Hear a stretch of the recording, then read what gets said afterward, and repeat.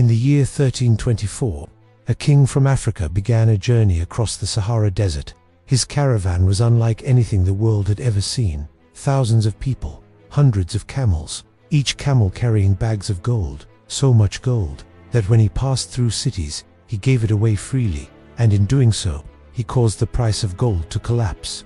This was not a legend, it was the story of Mansa Musa, the ruler of the Mali Empire, and quite possibly the richest man who ever lived. To understand the wealth of Mansa Musa, we must first understand the empire he ruled. In the 14th century, the Mali Empire controlled one of the most valuable resources in the world, gold. At the time, West Africa produced an enormous portion of the world's gold supply, and the Mali Empire controlled the trade routes that carried this gold across the Sahara Desert into North Africa and beyond. Merchants from distant lands crossed dangerous deserts to reach the markets of Mali. Caravans traded gold for salt, gold for textiles, gold for luxury goods. The empire became incredibly wealthy, but its greatest ruler had yet to appear. Very little is known about the early life of Mansa Musa, but historians believe he became emperor of Mali around the year 1312. According to historical accounts, the previous ruler had set out on a massive expedition across the Atlantic Ocean and never returned. With the throne suddenly empty, Mansa Musa rose to power, and under his leadership, the Mali Empire entered its greatest golden age. He expanded the empire's territory, he strengthened trade networks, and he brought stability to one of the largest empires in Africa. But the event that would make his name famous across the world was yet to come. In 1324, Mansa Musa decided to undertake one of the most important religious journeys in Islam, the pilgrimage to Mecca, known as the Hajj. But this was no ordinary pilgrimage. Historical records describe a caravan so large that it amazed everyone who saw it.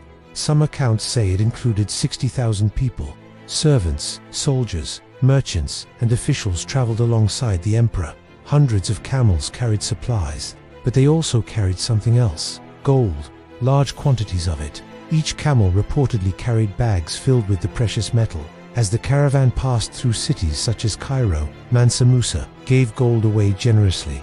He donated to the poor. He funded the construction of mosques. He rewarded scholars and officials. But there was one unexpected consequence. He gave away so much gold that the local economy was affected. The value of gold dropped dramatically, and in some cities, it took years for the economy to recover. This journey turned Mansa Musa into a legend.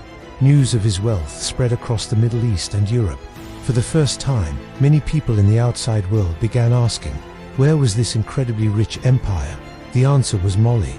When Mansa Musa returned from his pilgrimage, he brought something even more valuable than gold: knowledge. During his journey, he had met scholars, architects, and teachers from across the Islamic world, and he invited many of them to come to Mali. One city would benefit more than any other: Timbuktu.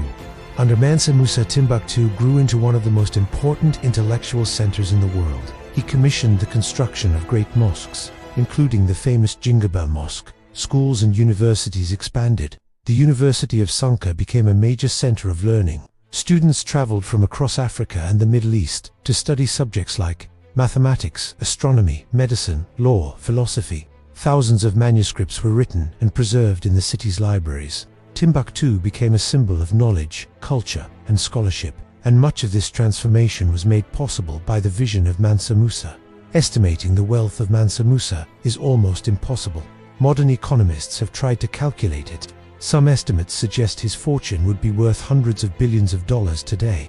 Others say it could be even higher. His wealth came from controlling the production and trade of gold across the vast territories of the Mali Empire. But his legacy was not only about wealth, it was about influence. He placed Mali firmly on the global map. Maps created in Europe during the 14th century even depicted him holding a large gold nugget, symbolizing the riches of his empire. Mansa Musa ruled for many years, guiding Mali through its most prosperous period.